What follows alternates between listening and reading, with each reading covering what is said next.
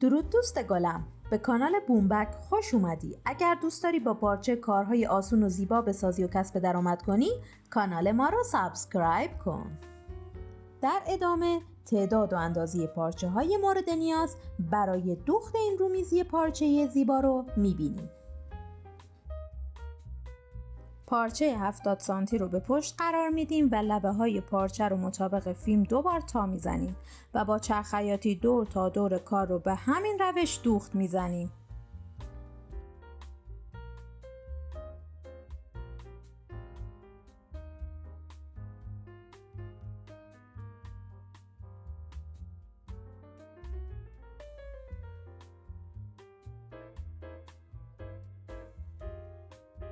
به گوشه های کار که رسیدیم مطابق فیلم دوباره تا میزنیم و ادامه کار رو با چرخ خیاطی دوخت میزنیم.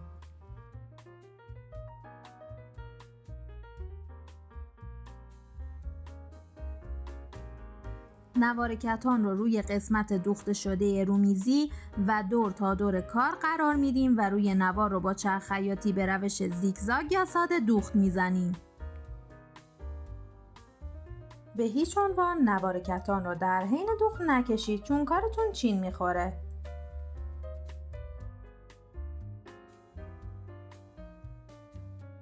نکته دوخت نوار کتان گوشه ها هستش که مطابق فیلم گوشه ها رو تا میزنیم و دوخت میکنیم.